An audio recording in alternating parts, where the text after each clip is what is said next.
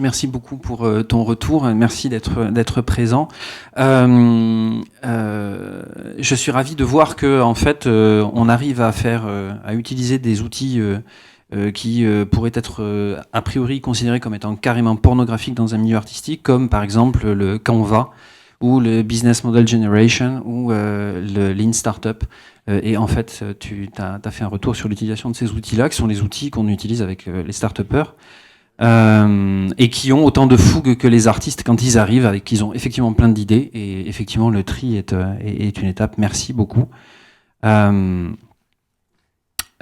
pour ce retour-là et pour l'analogie qui peut être faite. Pour moi, je suis donc Frédéric Jourdan, je suis gérant et cofondateur d'une petite start-up, une petite société donc maintenant qui est dans sa 6e année. On est tout petit, hein, minuscule, on fait 500 000 euros, on est 5 personnes. Et donc ça veut dire aussi que des mécènes de compétences, c'est pas forcément des boîtes qui sont au CAC 40 ou au Tech 40, ça peut aussi être des TPE ou des PME. Et donc l'observabilité, enfin le champ de prospection des mécènes de compétences, il est extrêmement large. Et il faut aller parfois chercher dans des endroits où on s'attend pas à trouver des gens. Nous, ce qu'on fait, on est un générateur de biens communs. Ma boîte, on ne fait que des produits en open source, c'est-à-dire qu'on libère l'intégralité des sources logiciels et matériels de nos produits, afin que les gens puissent refaire ces produits-là, les utiliser, les augmenter, les tordre ou les jeter, c'est-à-dire dire c'est vraiment sans intérêt. On fait des cartes électroniques, donc rien de transcendant, rien d'artistique, à destination à la fois des makers, donc dans l'écosystème d'Arduino, etc., ou pour des applications qui sont vraiment pas très intéressantes, comme les gros tuyaux d'Internet. Enfin, sur nos équipements, 70% du trafic européen passe via Amsterdam, par exemple. Donc, quand vous allez regarder vos photos sur Facebook, elles passent par nos équipements. Moi, j'ai parlé rapidement de mécénat de compétences en 3 slides.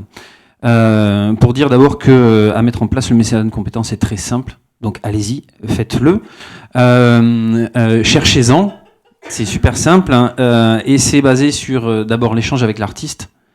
C'est d'abord un échange et une relation entre un artiste et un entrepreneur ou une équipe dans l'entreprise. Et puis, pour une fois, pour un entrepreneur, c'est zéro paperasse, c'est-à-dire que on fait la liste effectivement des heures ou du matériel qui a été mis à disposition gratuitement, donné gratuitement à l'artiste, mais il n'y a pas de formulaire administratif, etc. Et nous, les entrepreneurs, nous sommes allergiques à la paperasse. Voilà. Donc on est plutôt bienveillant et ouvert à ce genre de mécénat. En interne, tu l'as dit, c'est un formidable outil pour mobiliser les équipes sur des projets qui vont être dans une bulle. Donc là, j'ai mis l'illustration d'une bulle, qui est une bulle fabriquée par une machine dans laquelle il y a de l'équipement électronique qui vient de chez SmartLab et du logiciel qui vient de chez Ekito et qui est fait. Donc c'est des bulles qui sont générées par des machines à bulles. Je vais petit à petit donner les éléments. Fait avec une artiste. Et on est, tu l'as dit très bien, on est hors finalité technique ou commerciale. Et donc en fait, on va pouvoir mettre nos équipes dans une logique de réflexion sans limite. Voilà, en univers complètement ouvert. Et ça, pour nous, c'est très important. Ça fait partie, enfin, on parle souvent du mythe des 20% de recherche sur des projets qu'on veut faire, enfin que veulent faire les salariés de Google par exemple, où ils ont totale liberté. Alors maintenant, bon, ça c'est une légende urbaine, ça n'existe plus. En revanche, dans des TPE, on arrive à le mettre en place et on essaie de le mettre en place. Et notre seule façon d'être agile et d'avancer plus vite que les plus gros.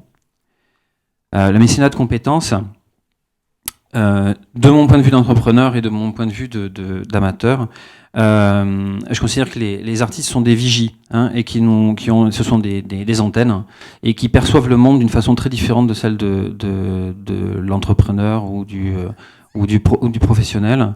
Et il va être capable d'amener du sens sur des innovations technologiques que nous on va faire, ou il va être capable aussi d'être dans une logique qui est pas celle que nous on a. Nous on a une logique signe, diagnostic, traitement quand on est par exemple dans le secteur médical, ou on a une problématique, on fait l'arbre des solutions, on élague et finalement on a une solution technique et une piste de résolution du problème. Donc c'est des choses qui sont extrêmement linéaires et qui donnent finalement très peu place à l'imagination, à la créativité, et on passe à côté de pas mal de choses assez souvent. Donc nous, participer en tant que mécène, hein, et en impliquant nos équipes ou notre matériel dans des créations artistiques, c'est très intéressant. Donc la machine qui fabrique les bulles là, que vous voyez, qui est vraiment de la low technology. Donc c'est une machine qui fait Equito et Snoot Lab, on est mécène d'Anne-Laure Codina, qui est l'artiste qui fait cette machine-là. C'est des machines qui génèrent des bulles, ok, très bien, à partir d'un ventilateur, ok, très bien. Une bassine avec du savon, ok, sauf que en fait ces bulles, elles ont pour fonction de représenter les fluctuations boursières et qu'en fait la taille, la fréquence et le nombre de bulles est asservi au suivi en temps réel d'indices boursiers qu'on va récupérer via Internet. Et en fait, cette machine à bulles, donc c'est une installation qui s'appelle stochastique, elle permet en fait de rendre réel, palpable, un phénomène qui nous est complètement étranger et qui s'appelle la bourse. Voilà. Moi, ça a fait écho. Alors, comment on attaque les entrepreneurs et comment on les touche comme ça? Moi, au départ, je suis économètre statisticien. Donc, mon travail, c'est inventer des indices, inventer des produits financiers et travailler pour les salles de marché. Donc, je comprends ça. Et quand une artiste arrive comme une boule de feu sur un stand dans un salon professionnel en me disant « Ah, j'ai une super idée, j'ai envie de faire des trucs avec des Arduino dedans et je veux représenter les fluctuations boursières avec des bulles de savon. » Moi, j'ai dit « Ouais, ça, c'est génial. » Donc, donc viens, on va aller prendre, on va passer quelques soirées à échanger sur le projet artistique, sur le background de l'artiste, sur les motivations et donc à vraiment à rentrer dans un échange et à donner du sens à quelque chose qui paraît en première lecture complètement farfelu. Voilà. Alors quand même attention, mes mises en garde en tant qu'entreprise, la temporalité de l'entreprise c'est pas du tout celle de l'artiste. C'est-à-dire que nous, on va pouvoir mobiliser nos équipes ou nos moyens pendant des périodes de temps qui vont être qu'on est obligé d'anticiper. On a des plans de charge dans nos programmes de boulot, etc. Et donc, il faut le prendre en compte. Et c'est parfois un peu compliqué. C'est-à-dire que, par exemple, les salariés travaillent pas le dimanche. Bah ouais, voilà, c'est dans la plupart des boîtes c'est comme ça. Que en fait à 5h du matin on fait autre chose et que l'artiste qui a une idée géniale en fait, c'est bien quand il textote pas le développeur informaticien qui voilà chez lui, qui fait autre chose, qui joue ou enfin je sais pas.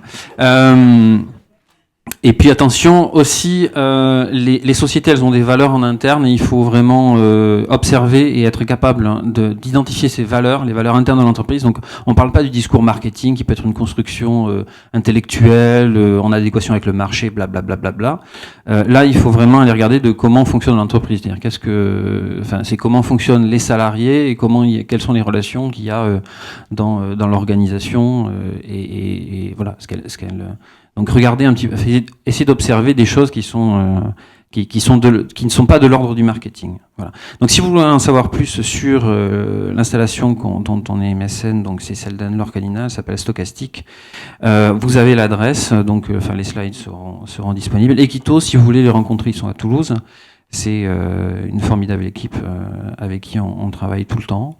Et nous, si vous voulez nous rencontrer aussi, petite parenthèse, Equito, dans son nouvel immeuble, met à disposition en fait son rez-de-chaussée pour l'organisation d'événements artistiques, de vernissage d'expositions, de lancement de magazines artistiques, de choses comme ça. Hier soir, on faisait une soirée aussi autour de l'économie collaborative. On a mangé des tas de petits gâteaux apéro à partir d'insectes. C'était vraiment super et ça n'avait absolument rien à voir ni avec l'électronique ni avec le développement d'applications web. Voilà, merci.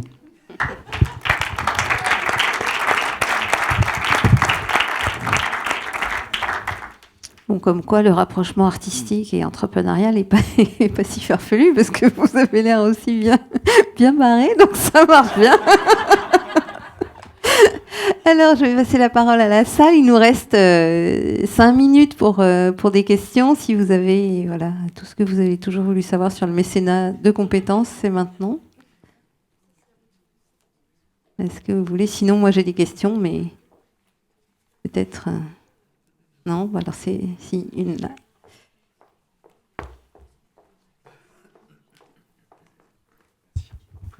Bonjour, je m'appelle Louis.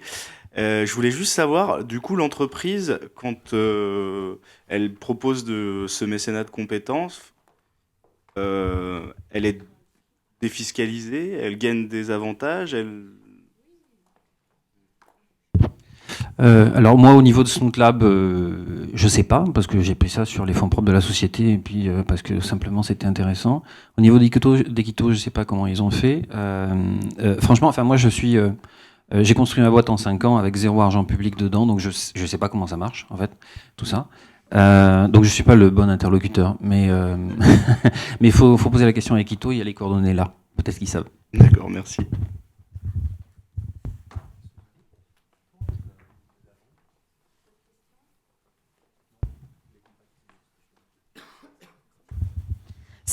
Bonjour, pardon. C'est une question peut-être pour vous deux par rapport au suivi en fait de ce genre de délire que les outils pour la disparition. C'est que quand on développe, nous on est un peu dans le même type de problématique en termes d'appareils qui a besoin d'être testés d'abord avec le public et après peut-être il y a des modifications à faire. Et que ce qui me semble complexe, c'est que notre temporalité justement là-dedans, il est aussi parfois beaucoup dans la durée. Et est-ce que c'est un seul coup ou est-ce que ça peut être un partenariat dans la durée ou c'est voilà parce que on peut vite prendre pas mal de temps en fait à vouloir améliorer le truc quoi. Donc je pense que c'est quelque chose qui est complètement à négocier avec l'entreprise, à en parler, et ça dépend de ce qu'ils peuvent mettre à disposition. Donc pour nous, dans notre cas, on s'est mis d'accord sur une première application qui nous ont aidés. Ils ont fait des évolutions de cette application jusqu'à ce qu'on a dit « Ok, c'est bon, ça marche, c'est ce qu'on a dit que ça allait faire, c'est bon ». Et là, ils ont suivi tout le long et c'était l'accord qu'on s'est donné. Maintenant, en fait, on est revenu vers eux parce que du coup, on a d'autres envies pour l'application, mais aussi on voulait adapter l'application pour qu'il puisse fonctionner pour d'autres spectacles, pour ouvrir en fait l'idée de synchronisation, de l'ouvrir à pas juste un spectateur tous les 5 minutes, mais de pouvoir travailler sur l'ancien spectacle avec cette même technique. Donc du coup, c'est la même application, mais ça demande quand même d'autres fonctionnalités. Donc il n'y a pas tout à développer, mais il faut le retravailler. Donc du coup, on est revenu vers eux pour dire alors, on a d'autres besoins, donc renégociation. Ça se fait que justement cette année, ils ont un énorme projet, c'est ce bâtiment que j'ai pas encore visité, mais apparemment il est vraiment super, un super outil. Qui est autant pour les artistes que pour les start-upers, enfin peut-être plus pour les start-upers, mais aussi pour les projets artistiques. Et du coup, c'était pas possible pour eux de faire un mécénat de compétences pour nous cette année, parce qu'on leur a demandé un peu tard aussi, puis parce que c'était peut-être pas tout un projet, donc c'était peut-être moins intéressant pour eux. On revenait vraiment vers eux pour le développement technique et pas pour les réflexions. Donc, je pense que c'était moins intéressant pour eux. Donc, du coup, là, on s'est mis d'accord ils nous mettent à disposition des salariés, mais au prix coûtant. Donc, du coup, c'est abordable pour nous. Mais eux, ils perdent pas d'argent là-dessus. Donc, du coup, il y a et puis, on s'est dit, c'est par coup, on va... voilà, c'est à négocier.